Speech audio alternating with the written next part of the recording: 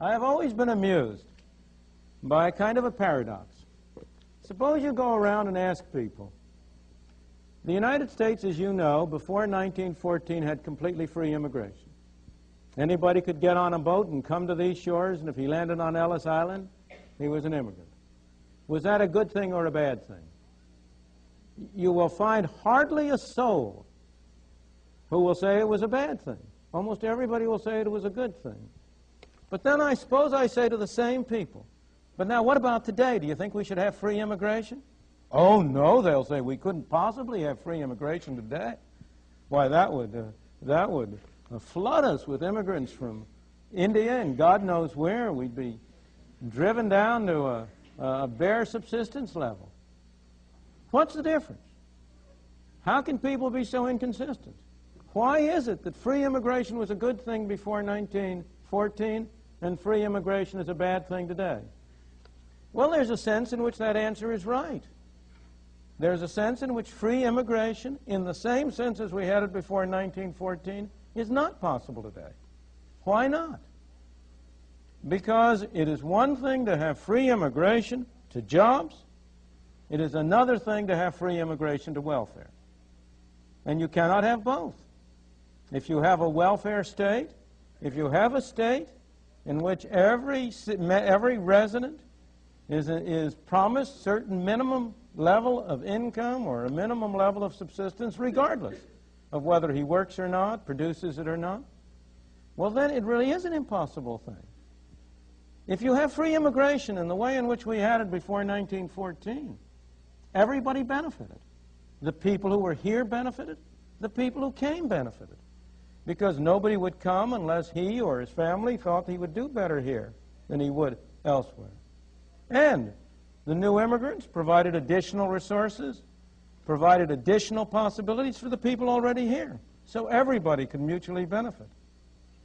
But on the other hand, if you come under circumstances where each person is entitled to a pro rata share of the pot, to take the extreme example, or even to a low level of the pot, then the effect of that situation is that free immigration would mean a reduction of everybody to the same uniform level. Of course, I'm exaggerating. It wouldn't go quite that far, but it would go in that direction. And it is that perception that leads people to adopt what at first seem like inconsistent values. Look, for example, at the obvious, immediate, practical case of illegal Mexican immigration. Now, that Mexican immigration over the border is a good thing. It's a good thing for the illegal immigrants. It's a good thing for the United States. It's a good thing for the citizens of the country. But it's only good so long as it's illegal.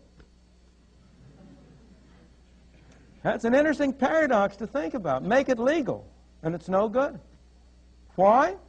Because as long as it's illegal, the people who come in do not qualify for welfare. They don't qualify for Social Security. They don't qualify for all the other myriads of benefits that we pour out from our left pocket into our right pocket. And so as long as they don't qualify, they migrate to jobs. They take jobs that most residents of this country are unwilling to take. They provide employers with workers of a kind they cannot get. They're hard workers, they're good workers, and they are clearly better off. If you ever want to know how what people prefer, the surest sign is how they vote with their feet. And there is no doubt how the braceros vote. They vote to cross the border with their feet, on their feet, or in any other way they can, by the thousands and perhaps millions, for all I know. Illegal immigration is fascinating because it shows not only the main point I'm trying to bring out now, how interconnected are the various aspects of freedom, how interconnected is the problem of governmental arrangements for welfare and governmental arrangements for immigration and other things. But it shows a very different point that's kind of a digression.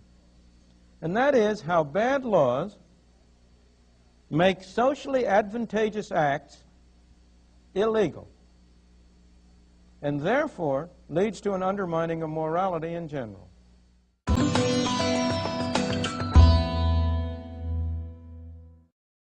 relation to your statements as far as Mexican immigration go, I'd like to make the following comment, and that is that it seems to me that Mexican immigrants have a choice between, on one hand, staying in Mexico and getting what life they can, which to me seems like trying to evade starvation as long as possible, or crossing the river and then taking the job that they have available.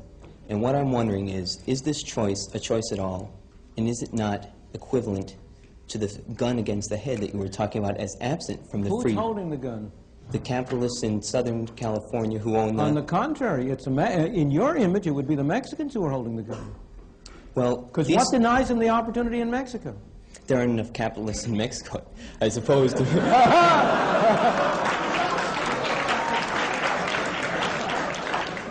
Not enough jobs available. Obviously, they have two bad choices. Mm-hmm. That doesn't mean that one isn't better than the other. Well, and yeah, you I must agree. distinguish sharply between the somebody giving you a choice, which is not a very satisfactory one, and somebody imposing something on you. Nobody is holding a gun to the head of these people and saying they should come to California. They are coming there because they believe they can have a better life for themselves and their children. They can have a better one, yes, but is it a life... All right, as you said yourself, no American would like to do these jobs. No, it's not that no American would like to.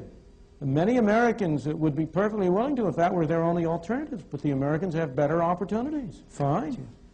How did the Americans get to have those opportunities? By being American citizens? Is that the point? No, by initially going through stages similar to that which the Mexicans are going through. So you know, people don't come full-blown into the world. The nations don't come full-blown into the world with skills and capital and so on. That all has to be derived through a long historical process. I agree. And what's the alternative?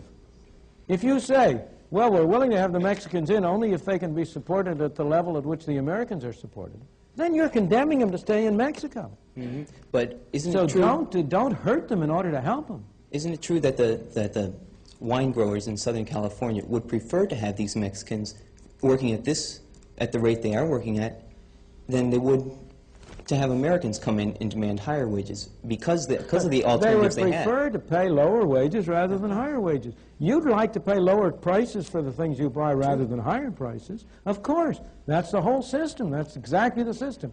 And you say, if you say to the Mexicans, you may not offer to work for lower wages, then you're denying them the only weapon they have.